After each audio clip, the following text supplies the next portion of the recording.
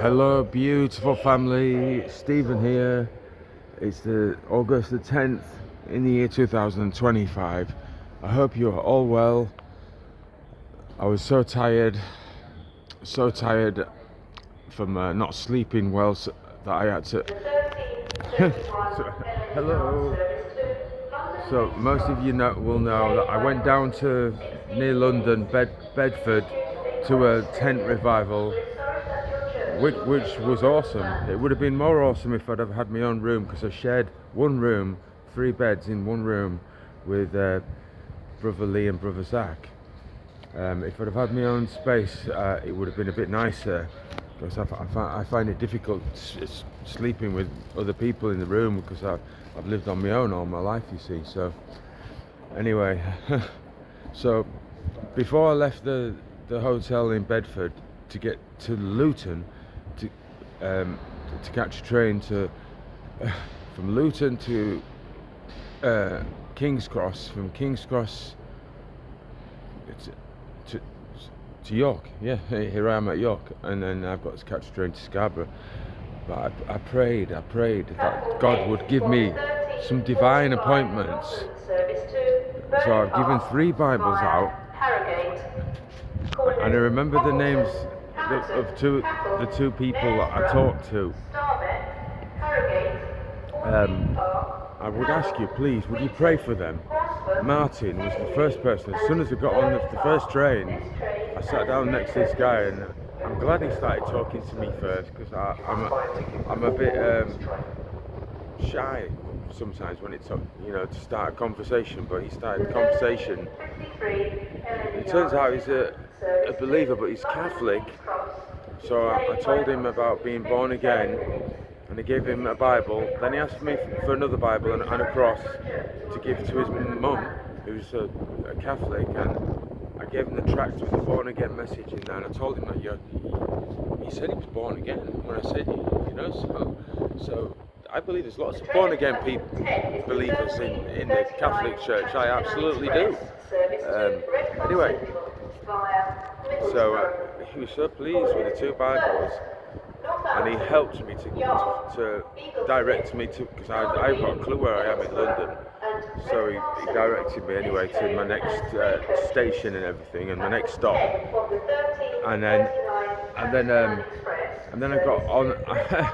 I got on the train at King's Cross, and it was an empty train. I thought, oh, great, because I just wanted some space. And then all these people came on the train and just filled the train.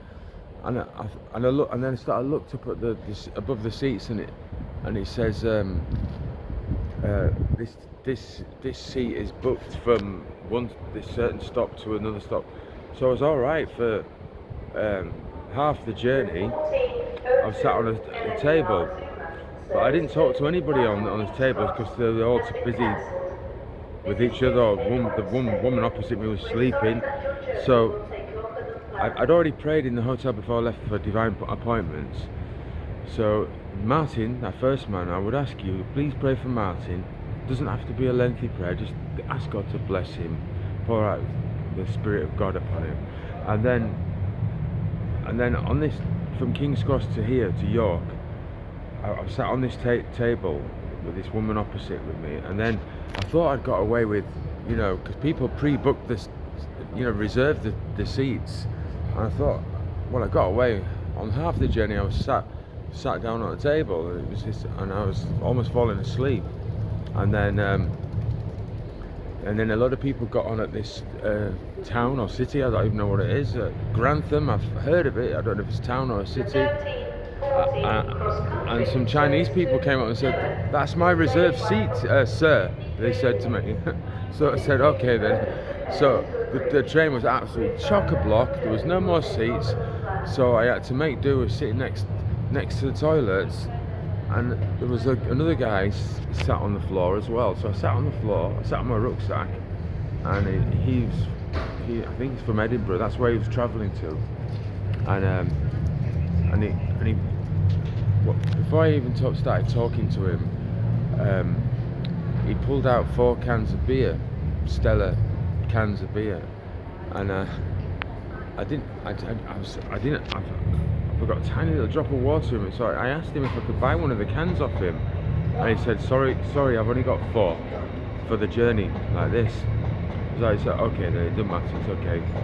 And he said, if you go right through the train to the other side, I mean, look how long these trains are. You know, if you go right to the end carriage, the buffet's there. So I said, oh, no, sack it off. I'll sack that off, and I said, it's okay. And then he says, hey, and he pulls one out of his bag and he says, you can have one like this, and he gives me one. So I drank this can of beer with him, to cut a long story short, and talked all the way from Grantham to York about the Lord Jesus and what he believed and everything, and then I gave him a Bible. I got off at York and he was left on there, so please pray for him, Stu. He said it was hard to understand his Scottish accent, but I got the gist of what he was saying, and please pray for Stu and Martin. So I gave these Bibles out, 3 Bibles, one for Martin's mum as well, and one for Stu. And obviously I've come away and I prayed for them both. And just having a coffee now. I didn't particularly want a beer, I was just thirsty, and I didn't fancy walking through the train was so packed. There was people with luggage everywhere, all down the aisle, and I could hardly get through with what I've got